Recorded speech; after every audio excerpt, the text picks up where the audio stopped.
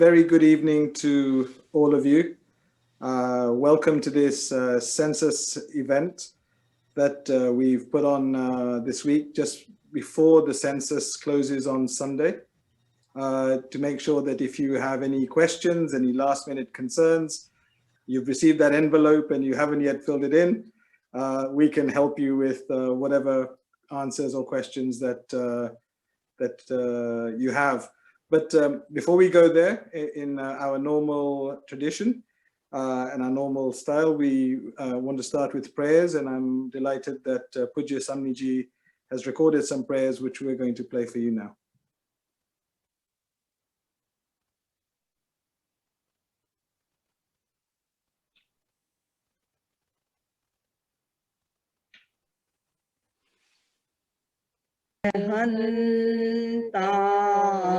Hantanam Om Rim Namo Siddhanam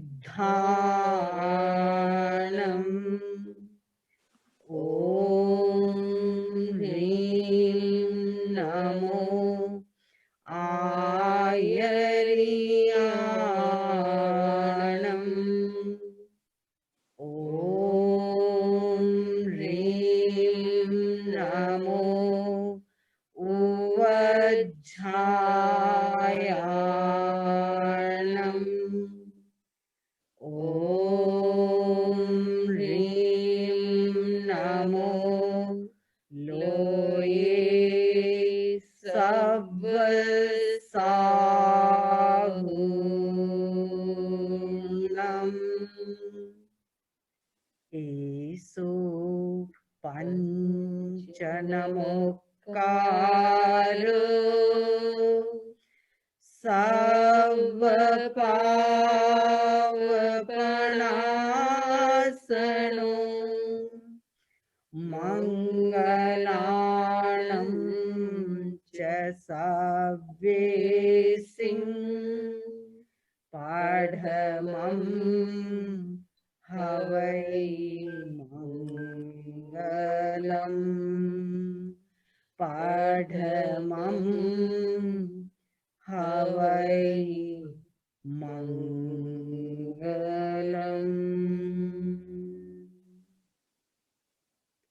I bow to Arhat, the enlightened ones. I bow to Siddha, the liberated ones. I bow to Acharyas, the religious gurus. I bow to Upadhyayas, the religious teachers. I bow to all the sadhus and sadhvis in this universe. This fivefold salutation destroy all the sins amongst all that is auspicious.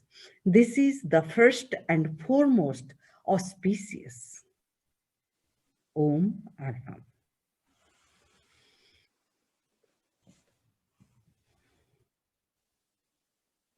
Om Haram.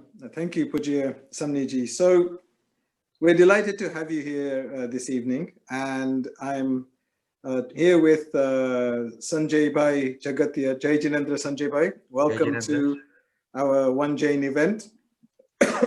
So Sanjay Bhai is the Census Engagement Manager for the Office of National Statistics that is running the census, here to answer your questions and also give you some last minute advice if you haven't filled that form in. But before we do that, we had an event a couple of weeks ago, and that event went really well. It was the Census Gala event, and I think we've had over 5,000 views on it now. But what we wanted to do was just share a little video with you. So we had a competition, and if you remember, Sanvi Haria won that competition with a delightful video, and she and her sister Pia have put together an extremely delightful video that we really loved, and we wanted to play that with you for you to start the event. And a little reminder of how you can tell your grandma how to vote in this census. So let's play that video.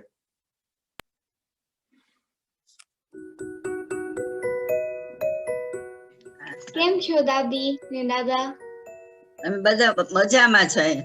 તમે કેમ છો? અમે મજામાં છે.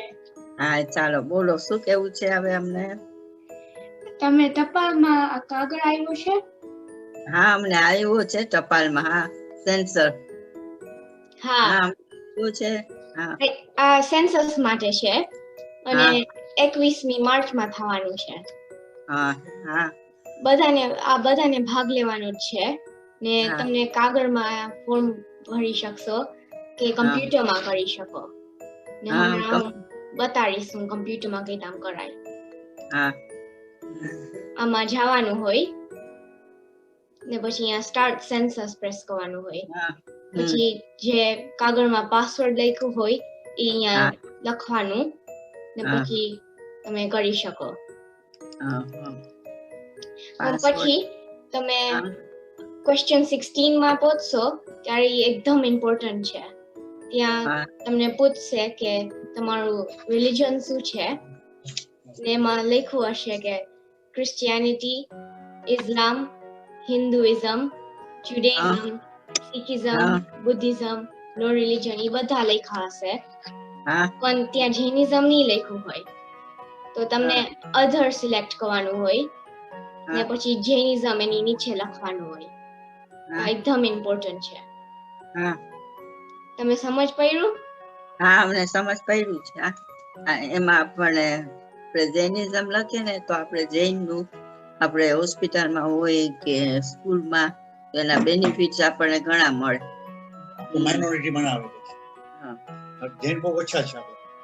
હમ over 50,000 થઈ જાય ને government આપણું વોઇસ થાય. આપણે અવાજ ઉઠાવી શકીએ કે ના અમારે આટલા જૈનિઝમ છે તો તમે કેમ અમારું કઈ નથી કરતા. અમે હા આટલા બધા જૈનિઝમ છે તો તમારે કઈ કરવા જ જોઈએ. પબ્લિકમાં હોય ગમે ત્યાં હોય અમે તો અમારે જો કેટરિંગ કરતા હોય તો જૈનિઝમ નું કેટરિંગ કરો. સ્કૂલમાં હોય તો ત્યાં સ્કૂલમાં પણ લંચ ને ડિનરમાં પણ અમારે જૈનિઝમ નું ખાવાનું જોઈએ છે. હા બહુ જ સારું. અને પછી બીજી અમુક જગ્યાએ હોય લોકો આપણે પૂછે કે તમે હિન્દુ છો કે ક્યાં છો તો આપણે એમ કહેવાનું ના અમે જૈનિઝમ છે. We don't eat onions and this thing and this thing. Thank you. Okay. We need as many people as possible to select Jane. So why don't you all help your grandparents too? It's not that difficult. You just explain to them how to fill out question 16. Which is, as you already know, by choosing other and selecting Jane. This is also a wonderful opportunity to catch up with your grandparents and ask them how they're doing. Your small help goes a long way.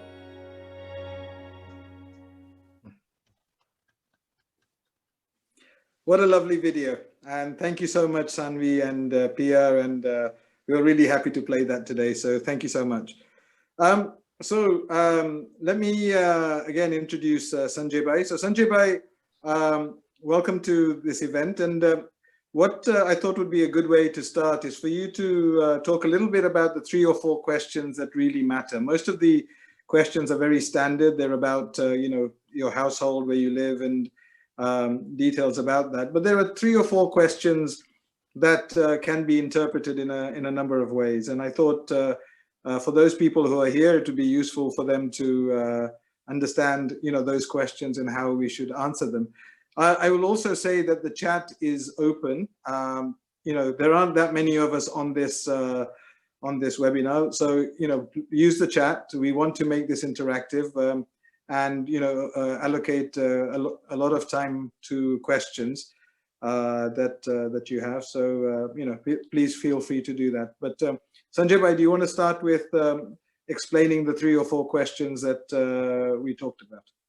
Yes, certainly. First of all, Emil, thanks so much. And I've actually been on this journey with you for the last, in fact, the last 8-9 weeks in particular, when the campaign really got off the ground. And I must say, that as an engagement manager for the community, the One Jane campaign, we have seen in ONS and the Census as being a model campaign, a template campaign, whereby if other communities followed exactly what you did and the engagement that you've had, in the last 6-8 weeks in particular, and your work you know, a long time ago, 18 months over to 3 years. And it's lovely to see you know, my mentors, Vinod Bhai and Nemu Bhai on the call today as well, who are working with you, you know, for 3 years ago over that to try and get to the stage that we are. And we're about 4 days away from it now. Everything that you've done, you know, we're now coming to that end of that time now to really make a difference. Can I share my screen? Is that okay? Yes, absolutely.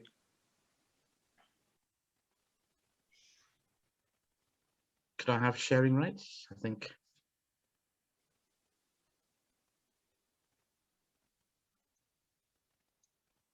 You should be able to share your screen. Yeah. Yeah.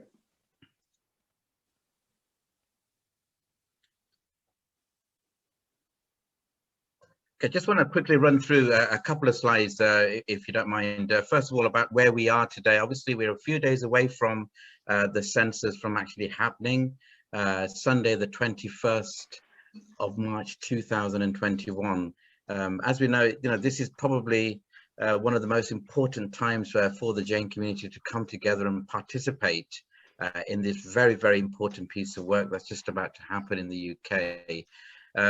As you've seen on your videos that you've made and all the really great key messages, you know, it's just to reiterate why taking part in the census is important and why ticking the other box and also Jain as a religion impacts on everything that the community may get from today right the way onwards for the next 10 years, because the statistics that we have, the local government, local authorities, central government, city councils and charities and public sector will actually use this information from the census, which will be released in roughly around 10-11 months time. So hopefully by the end of this year, beginning of January, we'll have the actual census data, which will be sent out to all the authorities and to us as individuals as well, to see what the census results were. And obviously the census helps to shape policy and legislation, allocate resources to communities' needs, plan and run services, and also very importantly,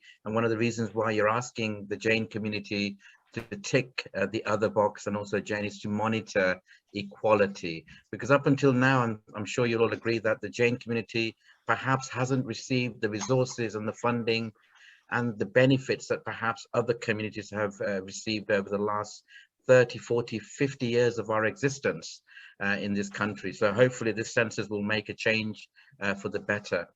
Quickly run through some of the things: planning and development, public health and social care. This is an area where I know the Jain community is really sort of embarking on to try and make sure that we can identify pockets of health deprivation, as you mentioned, in hospitals and care centers as well. Education is a really big thing, whether there's a need for new schools, and in particular something Mehul Bhai that we've spoken about, you know, that we should probably start looking at the possibility of a Jain faith school as well, you know, in the next 1 to 10 years, and that opportunity will arise for us, you know, after the census. Housing is another great thing, and also transport as well. The Jain community activities, and then, you know, we've seen that over the last, you know, however long census has been going on for over 100 years, and especially over the last 40, 50 years, the Jain community activities that you do on a day-to-day basis, you know, to keep the community sustained. And again, it's a model community, but you've not seen that, you know, all of these activities you do as a community and as part of your seva, perhaps, in the sense that, yes, you know, we need to do this because we have our temples and our community halls, and you do these activities day in, day out. But you need to change that now, because the census data will allow you then to get funding to do some of the activities that you already do, so we don't have to keep going to our own communities to do these activities. So just a brief outlook of what you already do at the moment, but what we potentially should be aiming for is to have some of these activities funded by central government and also local government as well. Census, again, really on its way. 2 ways of doing this, either online or on a paper copy. The online, I will always say, is the most easiest way of actually filling a census form in. It will just take you 10-15 minutes to be able to fill the census form in. And this is that all important question: what is your religion? And as you can see there on this image, you've got a selection of identifications of what your faith may be. And what we're looking at in particular for the Jain community is to tick the any other religion box, which is on the bottom there with the red cross on it. And that will automatically take you onto the next screen, which says you selected any other religion. And this is where you need to actually type in Jain. And if you've got a paper copy, then you must write in Jain. I must stress here as well, there's no option for Jainism, so don't attempt to write that. I think let's keep it very simple. The suggestion is there, once you start tapping in J-A-I, it will automatically come up as Jain. And where you're using a paper copy, please do, in your instance, write in Jain as the actual option of other religions. So this is a key question, I believe, for the Jain community in the entire census. There are many questions, but this particular one of religion is the main question that we really need to focus on. So once again, choose other and select Jain. And I think this particular slogan, I'm sure it's in the minds of every single one of you in the Jain community. And I certainly know that in the last 8 weeks of me working with Mehul Bhai, that is certainly in my mind, choose other and select Jain as well. So once again, choose other and select Jain. The other question that we have, which I believe is also important for the Jain community, is the question of national identity. And this question relates to where you feel you belong to. So the country or the countries that you think of as home. And this is a question where they're asking each and every one of us as to what we feel we want to be described as. So I'm going to give you an example of what if this was me filling in this particular question. I would first of all tick the British box because I'm very proud to be British. I've been in this country for the last 40, 50 years, so I am British. But I will also take the option of ticking the other box, which will take me onto the right-hand side saying, you've selected other, how would you best describe your national identity? So in my case, even though I was born in Uganda, my parents and my forefathers and my whole family tree, they originate from India. So as far as I'm concerned, my roots go back to India. So I would actually put on here Indian. So when you look at this entire page, my nationality would be British Indian. And in your case, it'd be exactly how you would want to fill that question in about what your identity is. If you feel that your identity is Kenya, Tanzania, or any other countries in the world, you're more than welcome to put that down as being your actual national identity. I'm steering you towards Indian simply because if we look at the last census in 2011, it actually outlined that there were only 1,400,000 Indians living in the UK. And we know that that figure is probably double that amount. There are more than 2.5 million Indians in the UK. So, we want to try and make sure that we select the appropriate identification that suits us, as in my case, like I said, British Indian. And I'm sure that that would be the case for many of you as well. The other question is the ethnic group question. And again, on the left-hand side, you have the white, mixed race, Asian, Black, Caribbean, or any other ethnic group. Now, where the section it says Asian or Asian British, this includes Indian, Pakistani, Bangladesh, and Chinese. So for us, this would be the box that we would tick. So we would tick the Asian box, which will take you onto the right-hand side of the screen, where you can actually select Indian, Pakistan, Bangladeshi, or Chinese. So again, in my case, I would tick the Indian box as being my ethnic group. This particular question, after the religion one, I feel is going to be really important for the Jain community and also for the entire Indian community, because up until now, every time we've been labeled as Asian, we've been labeled as BMEs or BAME communities. And I think, we want to get away from that to be able to have an identification that, yes, we are Indians and we're not Asians. Because when you watch the television, the BBC, the newspapers, there's a very big anti-India sentiments, in the world today, not just in UK, but across the world. And also when anything bad happens, an example of that would be the grooming situation, the grooming gangs that we had in Rotherham, going back 2-3 years ago, where so many young white girls were raped and abused, and the media said that these 11 people who were involved in this gang were Asian. And then that included us as well. So wherever we went out in the streets, people said, well, you know, you Asians are this, you Asians are that. And we want to clearly outline that, no, we're not part of the Asian group. Call us Indians. We are law-abiding people. We are good people. And hence the reason why this question is really important, to be able to change the mindset of people in the media and also in government as well, about not casting us as being Asian. The other question is, what is your main language? And this is a question that I've learned over the last 2 weeks, which is confusing a lot of people. They ask you, what is your main language? And for me, for example, I'm speaking in English today, so you'd automatically think that they're talking about English as being my main language. But in fact, there's another question that comes after this, which says, how well do you speak English? So that question about English is being covered in another question, but this particular question is important for us as a Gujarati community. And I'll tell you the reason why.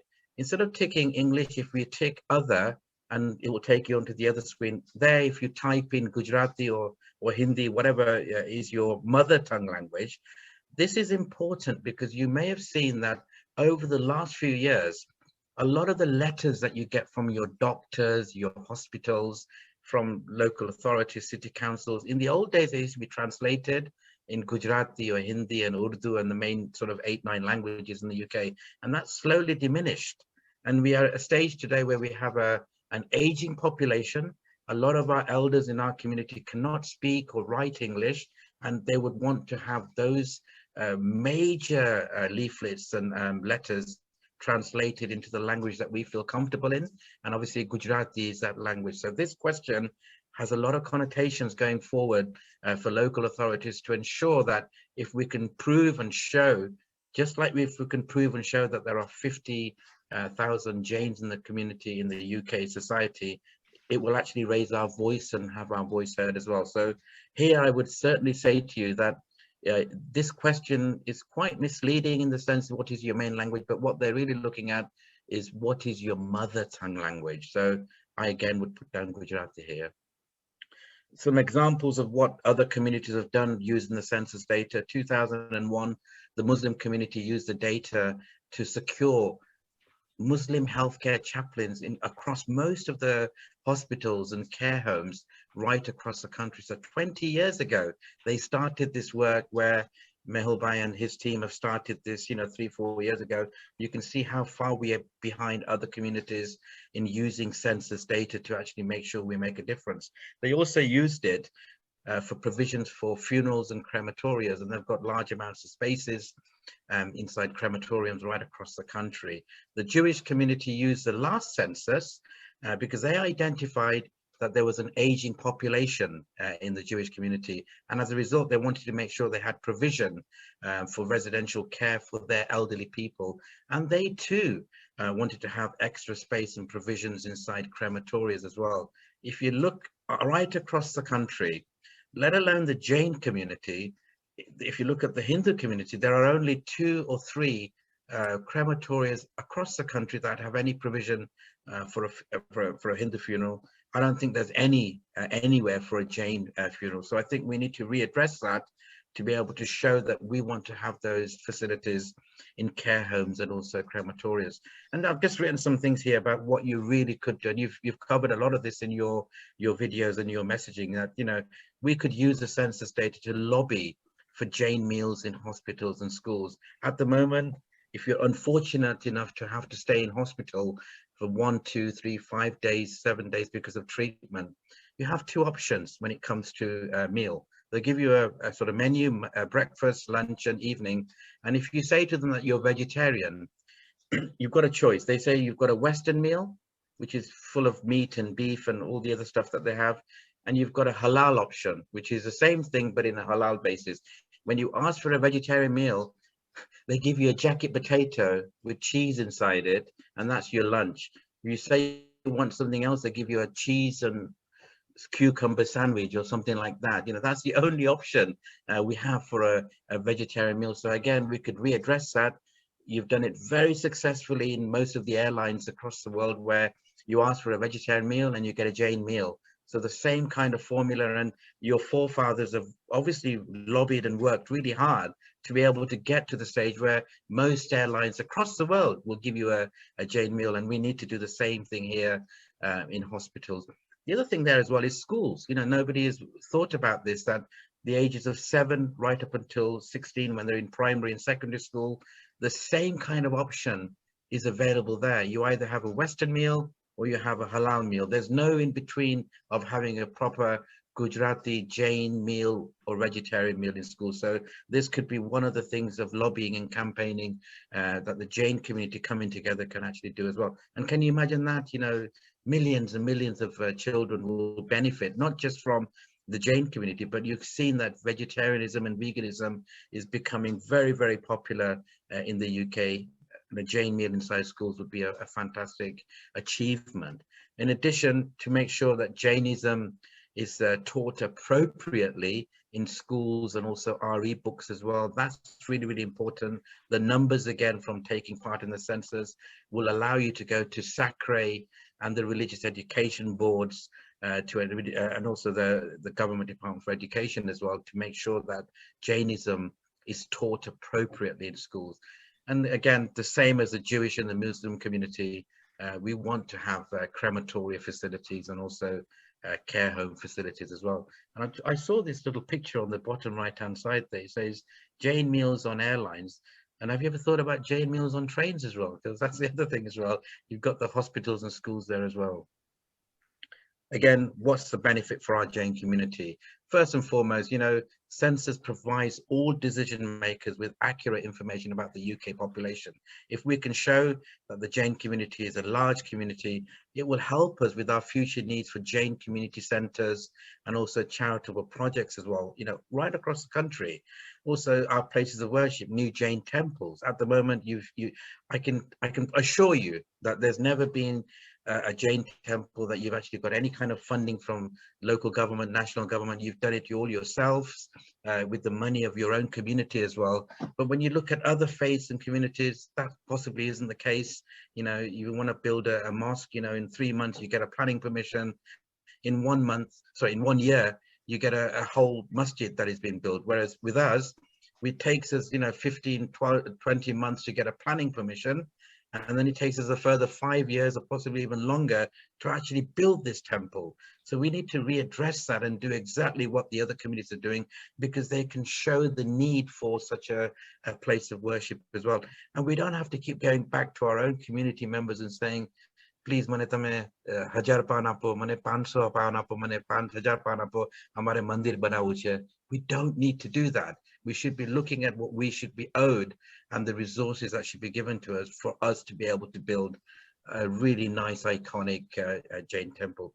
Healthcare, really important for our community, because you've seen the Jain community, and in fact the Indian community, we suffer tremendously from diabetes, cancer, heart problems, and all of these treatments that we're going to need going forward, especially with the aging community in our Jain community as well, that we're going to need these provisions, treatment for them, resources for them, whether they're living on their own or in care homes or even with their families. They're going to need these resources, so we can clearly identify that we need that healthcare, and also healthcare chaplains. I was talking to Mehulbhai about this a few weeks ago, that the COVID-19 pandemic has affected the Indian community more than any other community in the UK.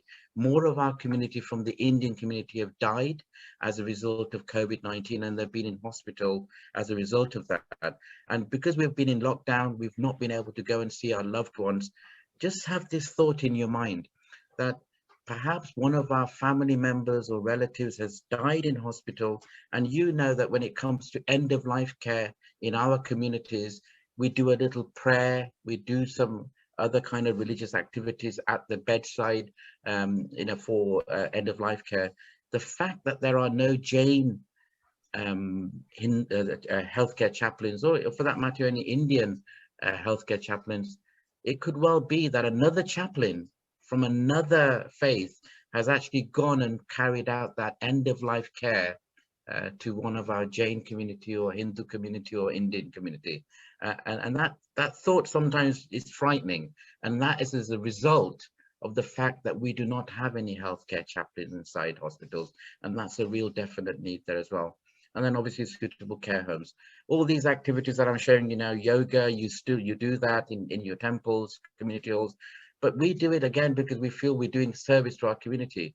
Other communities get paid to carry out these activities because these come into what the government calls well-being activities. We may call it yoga, but in fact, it's actually a well-being exercise activity and should attract funding as well and resources for us to do that. So let's, again, go back and change the narrative on this for us to be able to prove that we've got the numbers and we want funding for these type of activities.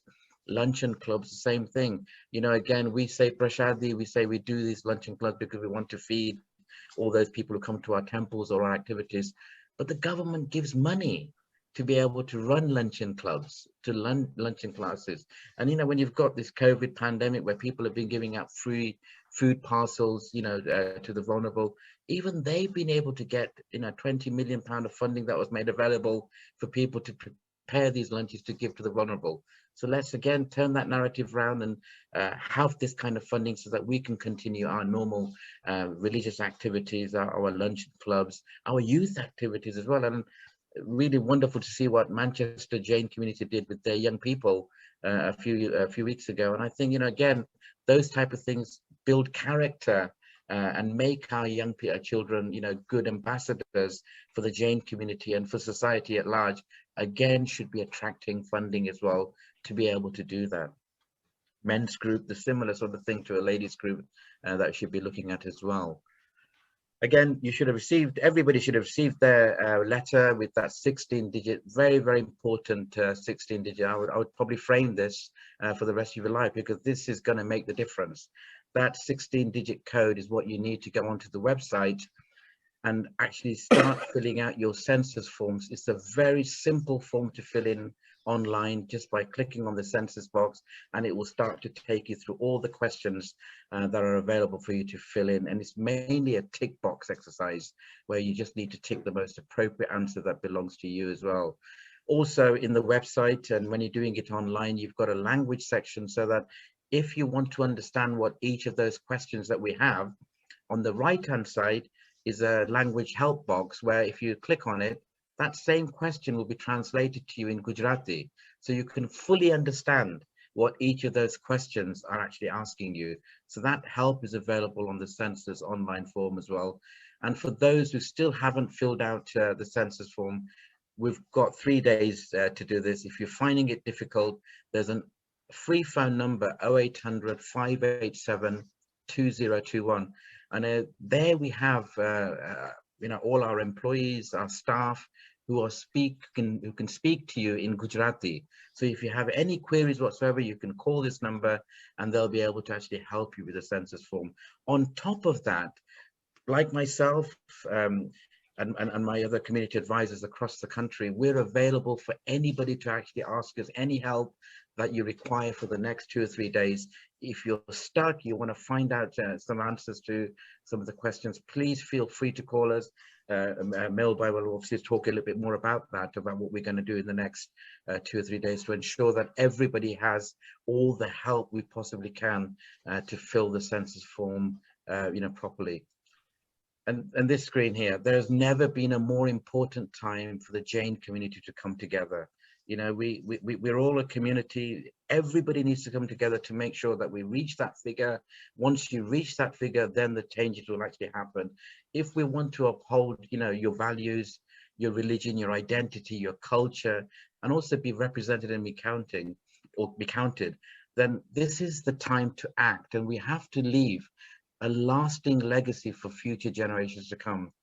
You know, Melbai, one of the things that I've learned in the last 4 or 5 weeks when I've been doing these presentations, and I've done about 218 Zoom presentations about the census to all communities over the last 6-8 weeks. And sometimes I get a lady or a man who is 60, 70, 80, 90 years old.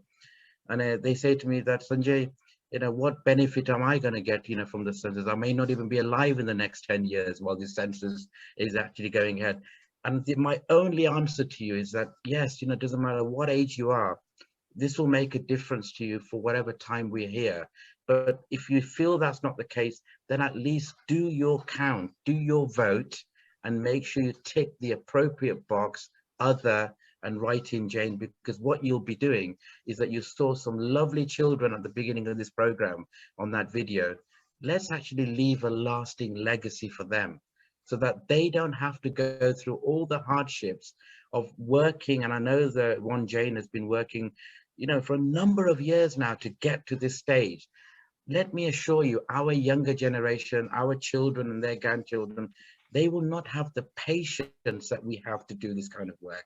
They're not going to have the time to do this kind of work because of their employment status, and the society is so different today than it was in our second generations, when we had the time to do this voluntary work and work really hard. They don't have that time. So whatever we do today and whatever we do before Sunday, the 21st of March, will actually make a lasting effect and legacy for those who are yet to come in our community. Thank you very much, Melba. Thank you. Sanjay, thank you so much. If I could ask if you could make the one Jane host the host again. I think you need to transfer the host across so that he can, Kumar can play other videos and so on. So thank you so much for that. Also for your kind comments at the start of your slides. I can tell you that at One Jane, we're really proud of how the Jane community has come together for this, and how, you know, they've worked together, they've spread the message. The kids have got involved, as you saw today, you know, and even when you look at, for example, communities like Manchester Samaj, where they had a big competition, and the Sheriff of Manchester awarded a prize. All of these things actually raise so much awareness. But let's start. I've already seen that people have started asking questions. And again, please post questions on the chat, but I've got 5 or 6. So let's start with those.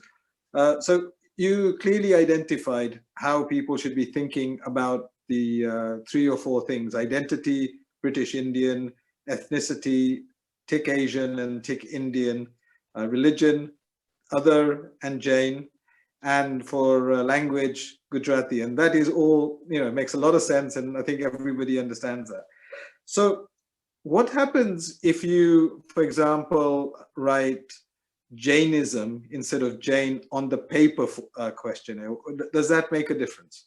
Yeah, so this has been brought to our attention, Mehul, over the last 2 or 3 days, that the same question that you asked about, some people may have filled in the paper questionnaire as Jainism, whereas you can't do that on the online anyway. It just gives you the option of Jain. So those who have filled out a paper questionnaire and it has got Jainism in there, that will be counted towards the Jain tick box, which is, I think, really important for us, that it will be something that is counted as far as the count is concerned for Jains. Excellent. And so if you're looking at doing the form online or on paper, what is your estimate? How long does it take to do both?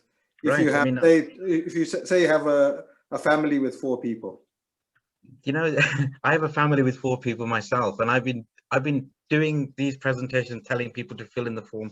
I only filled mine in today because I only got it this morning. I've been telling the whole world to fill in the census form, but I didn't get mine until this morning. So I straight away started it for myself, my wife, and my 2 boys, and it took me around 15 minutes for me to be able to fill the online questionnaire up.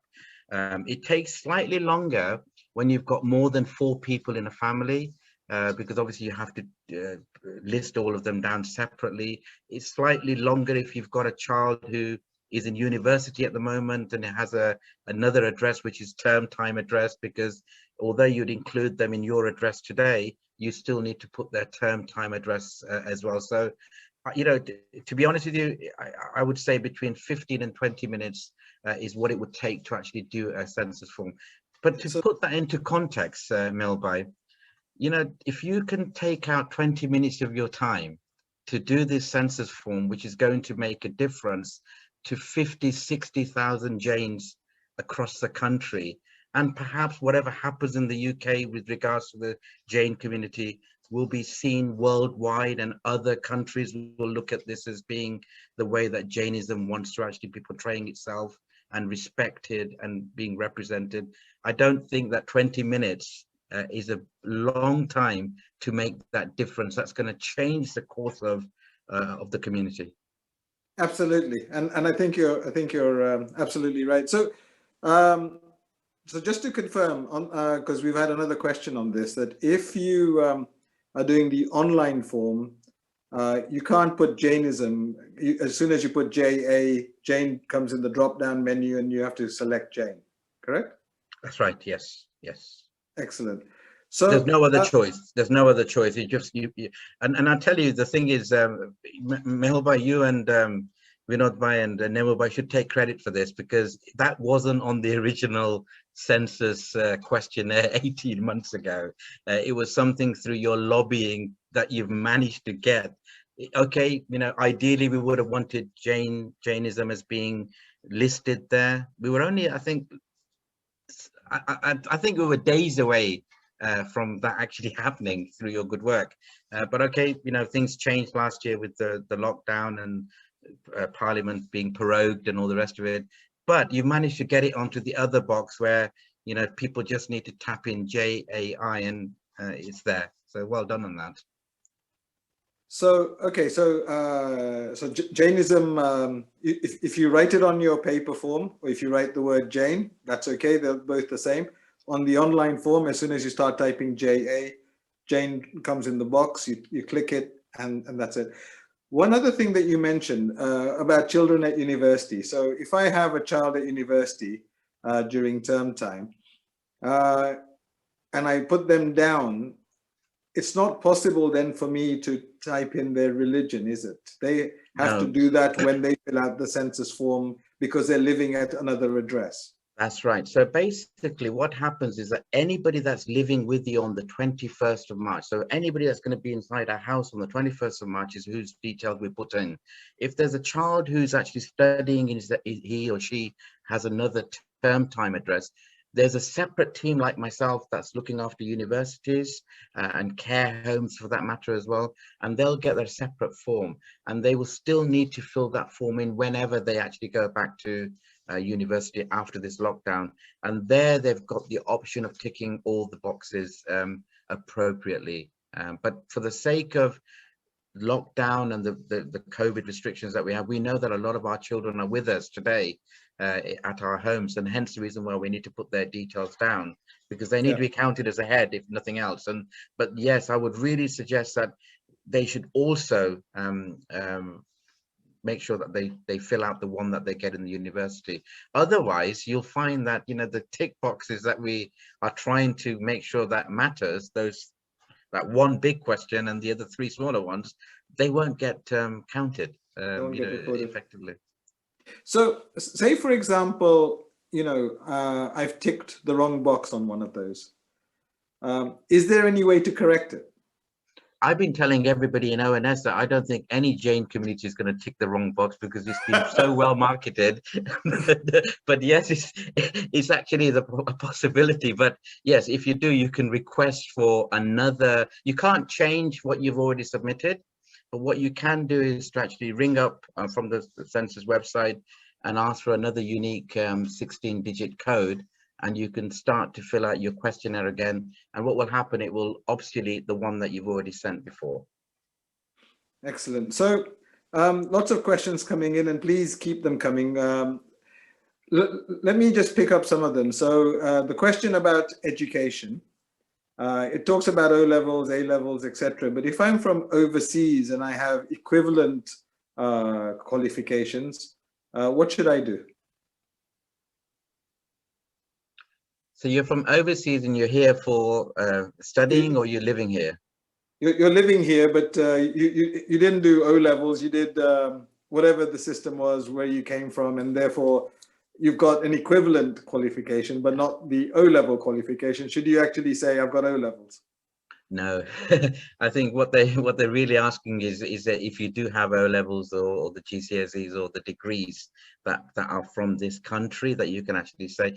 And I tell you the reason why they're asking this question is we're just coming out of Brexit. We haven't seen the full effect of what Brexit is going to do to this country, because don't forget, we came out of Brexit and we went straight into the COVID-19 pandemic. So this question is also going to identify with you know, the public bodies and companies about how they should be able to give jobs to people accordingly right across the country. So if somebody wants to build a big, you know, a company somewhere, they will actually look at the census data, and that public body will say, okay, I'm going to go to this part of the country because there are some very good qualified people in that area, people who are unemployed in that area that requires the work, and hence they'll build that factory or company or whatever it may be. So there's no alternative you know, for this. But having said that, you know, this is another learning session that once Jainism is put on to the census box for next time,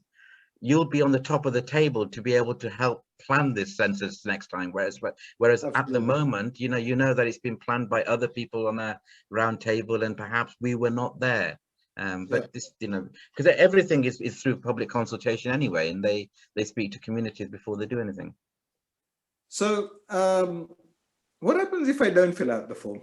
Is there a you know, I don't get it in by Sunday, I decide I don't want to do it. What happens then? Well, if you don't get in by Sunday, you know, you first and foremost, you'll get 3 opportunities, that you'll get 3 letters through the door saying that, you know, you haven't filled your census. And then the week later, you'll get another letter to say you haven't filled your census. And then a third letter to say that you still haven't filled it. And then you'll get a knock on the door by a census officer, because they can, you know, the Office for National Statistics, the name itself suggests that they work with data, and they know instantly if somebody has submitted an application or not. And where you haven't, you'll get that knock on the door. If you still decide not to take part in the census, then unfortunately there is a fine of £1,000 and a possible criminal record as well, because you will be taken to court. And I think, you know, and I'll say this, that if people who haven't filled out the census form and they have £1,000 spare just to give out to fines, you know, to the government, I'd rather you give it to one Jain or one of the Jain temples, you know, as a donation, because I think they'll value that £1,000 that you give to them, as opposed to the government for not filling out a census form. So I think that's really, really important. Yeah, there is a fine. You know, after the 3rd attempt, you will be taken to court, and there will be a fine up to £1,000. Excellent.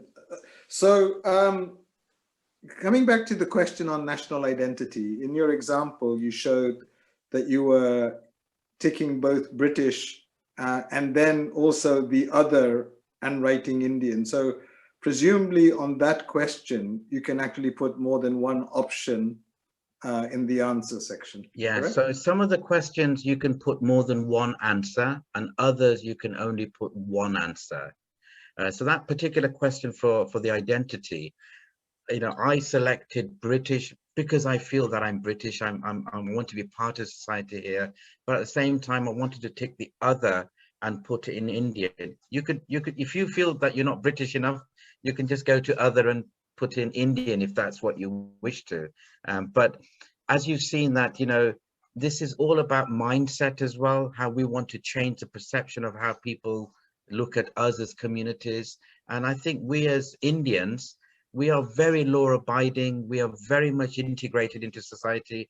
So why would it be wrong in us saying that we're British, but at the same time we're Indians as well, so we're British Indians? Absolutely. So let me just add one other thing to that, which I have recently read. If you're doing the form online and the answers have radio buttons or the round buttons next to them, then it means you can only fill one option. You only pick one of those. If there are square boxes, that allows you, as in that question where Sanjay put British and other and then Indian, if you have square boxes, you can actually tick more than one because there's a choice. So you know, be aware of that when you're filling them out. So if I'm filling this out and halfway through the phone rings, can I save what I've done and come back to it?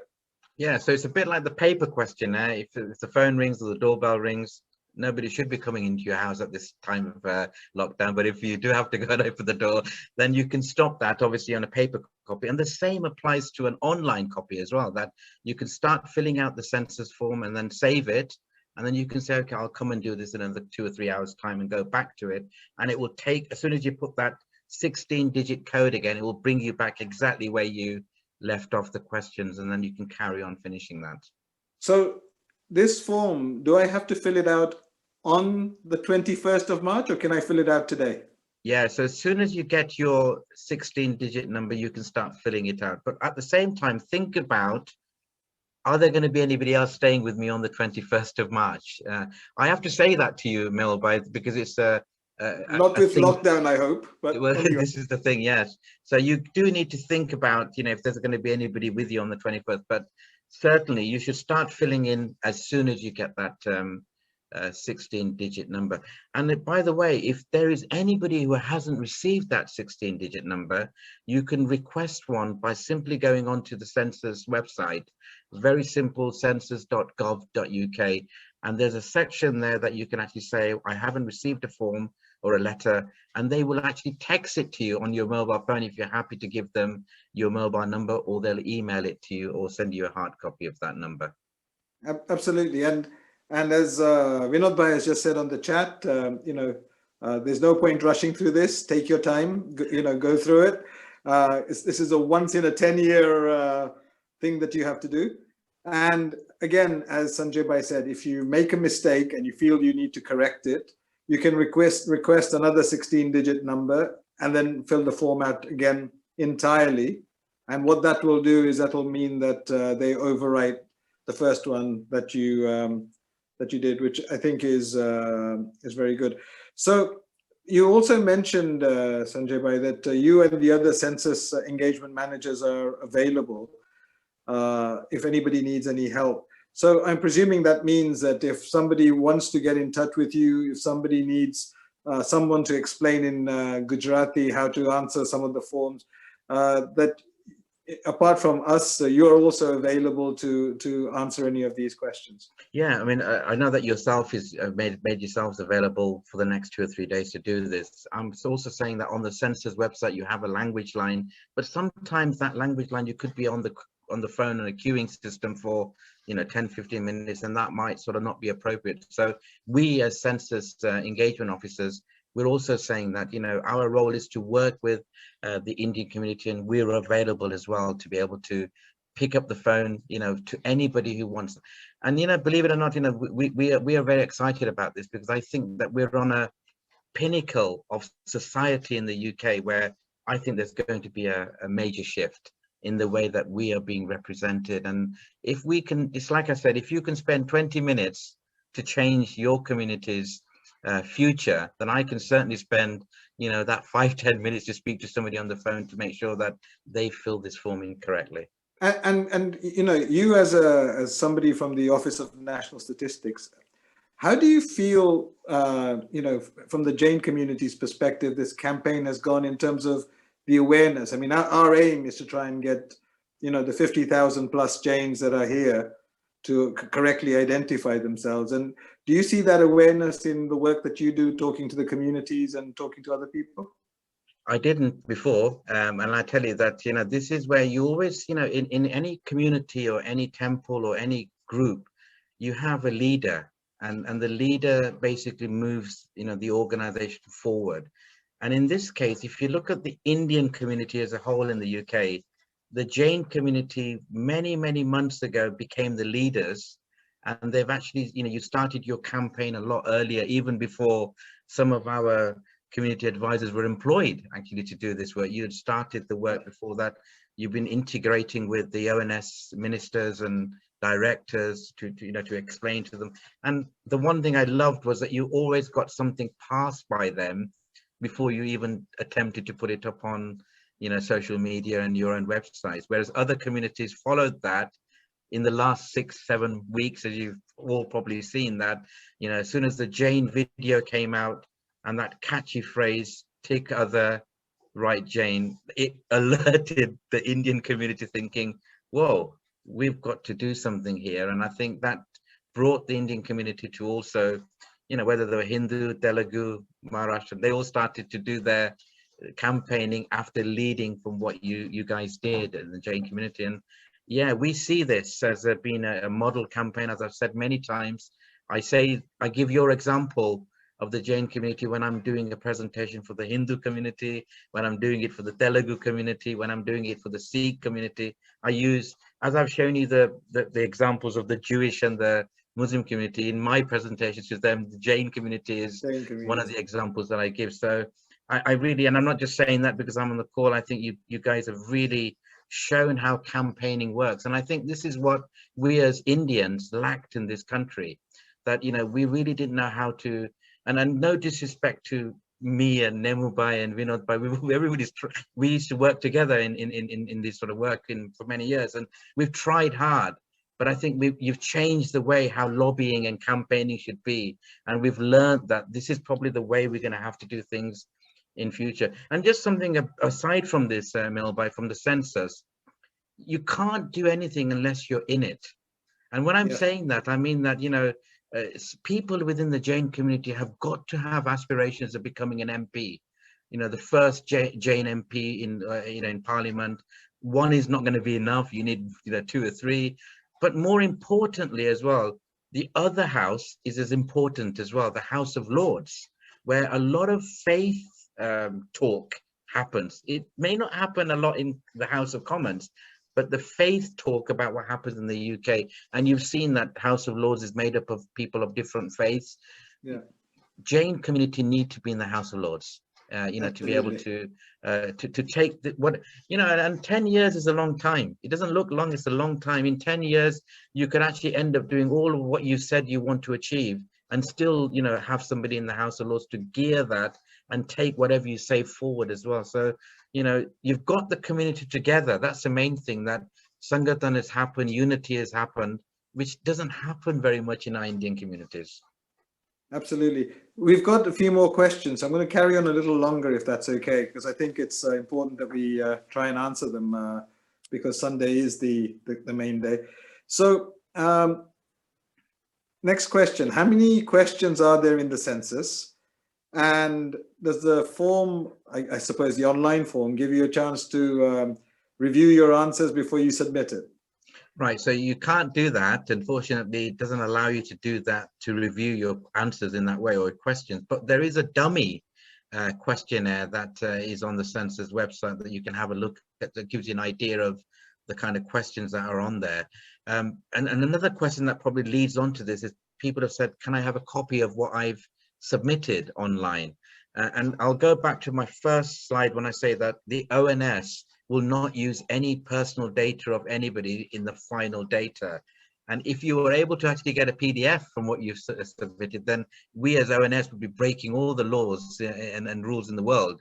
And we'll probably get prosecuted as well for being able to actually see that information, even though it's just you. You know, you cannot even see the questions that you've answered as a PDF or any of the format. So if I can just confirm, because that's an important point. When we send the data to the ONS, what they do is that they remove all the data that identifies us and then just uses the data about the things we've said to kind of get information about the communities and about the country in general. Can you just confirm that? Yes, so what happens is that no personal data, age, name, all the things that are personal to you and your family is not carried over into the final data. The ONS works with the government, but we're at arm's length with the government, so that none of your information is shared with any government departments.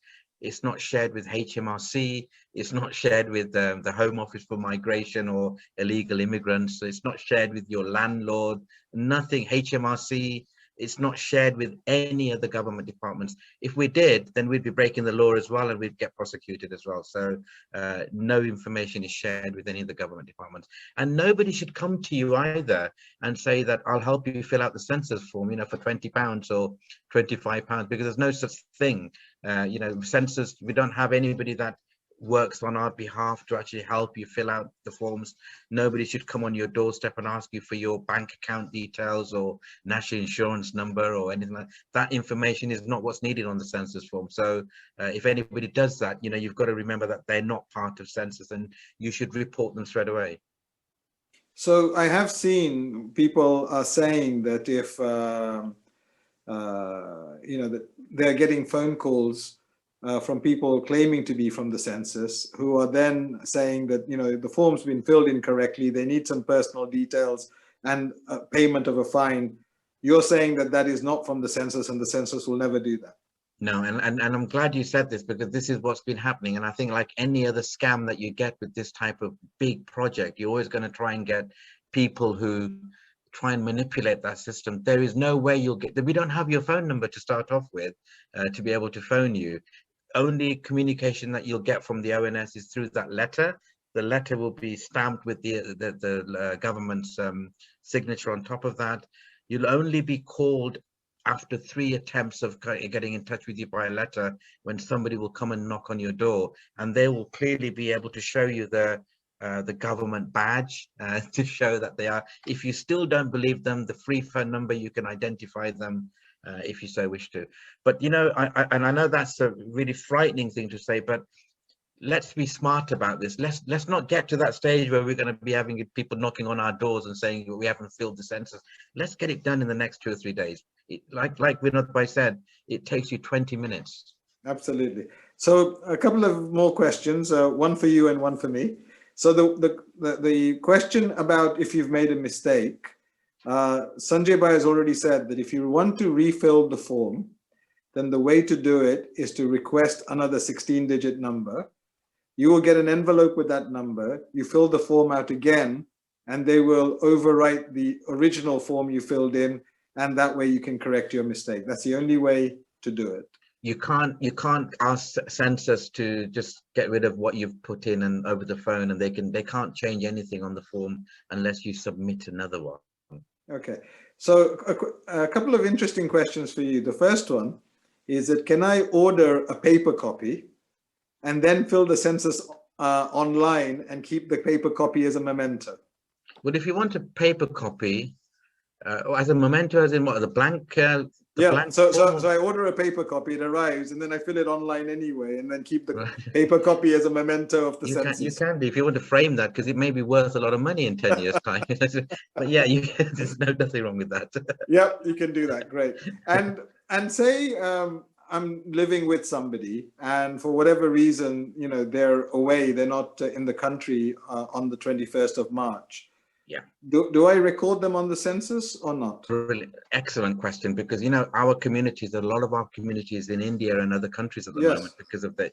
If that's the case, and this is their normal living, UK is their normal living arrangements and the home that we live in, yeah, you must actually include them. So even though they're not with you on that specific day, you just include them because this is their normal place of residence. And you know, the other thing as well, Mel, the flip side to this, if you've got any relatives who come from abroad and they've been with you and they've been in this country for more than 3 months, you need to also include them onto your census form, even though they're not UK citizens or residents. You know, they're because we want to capture what's happening on the 21st of March. So that is if they've been with you for what, a period of 3 months or more? Yeah. Or if they've been in the UK for a period of 3 months or more. Excellent. The next question is this session being recorded, and can we have a copy? So this session is being recorded. My apologies, I should have made that clear at the outset. The session will be put on our YouTube channel, the One Jane UK YouTube channel, where all of these go, and you should be able to access it from there shortly. I'm just going to take a 1-minute pause at this stage and ask Kumar, who is kindly hosting this for us, to play a little video that I want you all to see, and then we'll come back to the final few questions.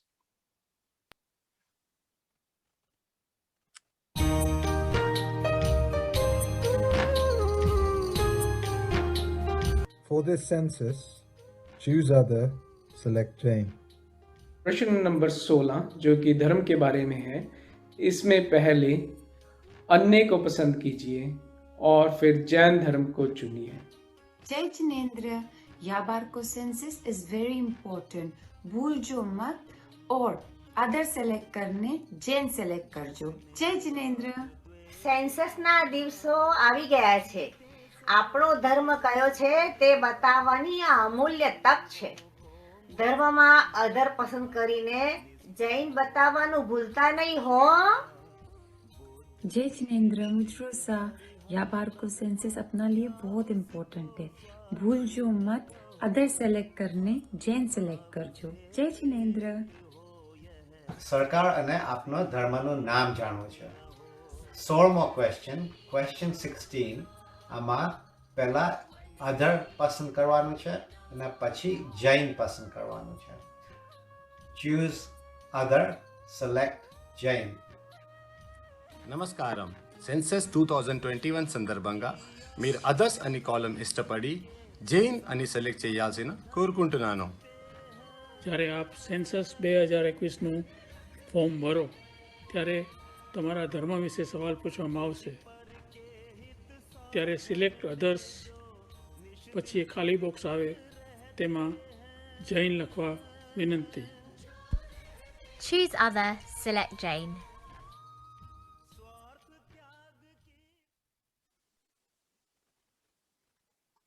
My thanks to Vikrant Bhai and Young Jains for putting together that wonderful video, and thank you so much for that. It's a lovely contribution, and again I think carries on showing that we have such a in the community such a widespread awareness of this campaign now, and a willingness to identify as Jain, and I think it's wonderful to see everybody coming together. So last few questions for you, Sanjay Bhai. What is the deadline to order the paper form? Yeah, so you can start ordering the paper form. I mean, the thing is, ideally we want everybody to take part before the 21st of March. It does take, 24 hours to 48 hours to get a paper form over to you. So it may well be that you don't get that before the 21st of March. But it will still be available to you after the 21st as well for you to fill out on a paper version if you so wish to. Okay, and in terms of your final message, the message we've been putting out is that it's important for everybody to identify themselves correctly, because the government makes a lot of decisions both at local level and central level about how they provide services and funding, and by identifying as Jain, we actually let them know how many Jains there are, where they are, and how they can help us in that funding and that decision making. It's 3 days away. We're almost here now, and it's a 20-minute job on the online. So in terms of your message to everybody here, what would you say, Sanjay Bhai? Melba, you've gone so far. It's like having a 400-meter race, and you've done 300 meters, and you're just going to that finishing post, and that's where we are at the moment. That we've just got that little bit to go. If we've made a mistake on the form, don't worry about it. Ask for another form, fill out another form, and override whatever you may have made a mistake with. But more importantly than that, and you're going to hate me for what I'm going to say here, Bill, by that, you guys have worked really hard, especially over the last 18 months. But you know what? The real work starts after the 21st of March for the community, because once the census is done and you prove that there is a representation, we have the numbers, then we've got to start to strip this data, the census data that will be available to us in December, January time. A nice small team of people, and you've got some excellent people who should be able to work together and say, okay, we've got the data now. How are we going to use that data to be able to go to the local authorities, to go to government and say, we've proved what you wanted, this is what we want now, and then start to work through this. So the real work starts now. All the work that we've done is probably like a test drive, I think, and I think we need to drive this forward. And we've got 8 months to get a really good team together, who can be ready for this data that when it comes out, because believe me and rest assured, that all the other faith communities will be doing exactly that. And it's just it's like I mentioned to you, we're probably 20 years behind their way of thinking of how census should be used. So, you know, we need to, they're already going to start to get a team together to work on this. And it's a bit like, you know, the first one past the post. It's that kind of a mentality. We've lost out on so much in the last 40, 50 years. I showed you pictures of Jane activities that you do already every single day, but nobody's ever felt that we've got any funding for that. And yet those same activities or similar kind of activities are funded elsewhere. So we've got to start to look at all of that, all our communities across the UK, 32 Jane communities coming together, you know, that how can we lead? And I tell you, the other thing as well is that the way we fail, and I'm going to talk to you about from the Hindu community, if I'll be honest with you, because I think I can say it. The way we fail is that we disintegrate ourselves. We don't work together, and you've got Manchester or Birmingham or Rotherham or whatever it is, Huddersfield, doing their own thing, and yet they get very little from that. But when you come together as one and you have a voice, which this census is going to prove, you can then start to demand as opposed to ask. There's two different things here. You can ask if you're locally working in your own local towns, but you can demand when you're actually saying, I'm representing the entire community. And then you can work on their behalf. So, you know, you now know that it doesn't just all work on central government. The other thing that we as a community have to realize is that local authorities have just as much power. So what can one Jane or what can the group do to be able to say, okay, Manchester local authority, we've got a community there. We want to make sure that they've got X, Y, and Z there. Leicester, beautiful temple we've got there. We've never received anything from that for that temple, but from a national level, you can actually direct local authorities, you know, to make sure that that funding. And you know, we're in such a wonderful place that, you know, our brother Rishi Sunak is the one who makes these decisions at the moment about where funding, you know, is going to get. So, you know, hopefully by next April, we should be ready to be able to make sure that those resources, and we must, you know, I get lots of complaints by people saying, "Humne kai nathi maltu."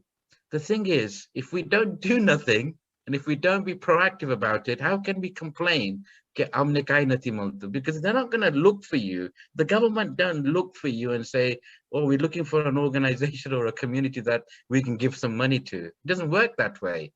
You know, we've got to be proactive enough to be able to say, we've got the numbers and we want the money. So I think we don't really want anybody to say that we've not received anything in the next 10 years, because if that happens, Mel Bhai, yourself, Vinod Bhai, Nemu Bhai, and everybody else who's worked with you, you failed.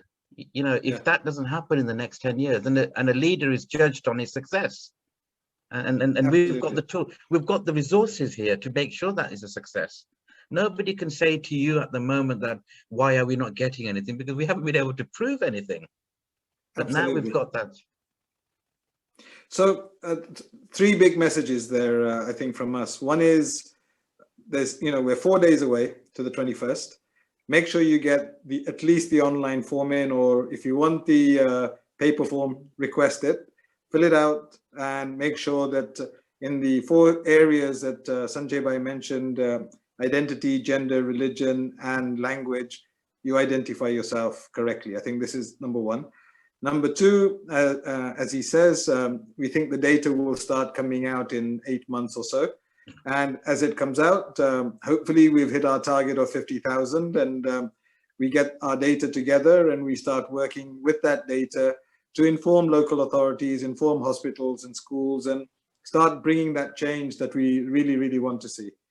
And finally, from all of us at One Jane, to the ONS, and especially to you, Sanjay Bhai, we want to express our thanks again. We are really grateful for the time, the effort, the energy you've put in spreading this message, in the guidance you've provided, and in the way that the ONS has, you know, helped to kind of get this message out, you know, with us and for us.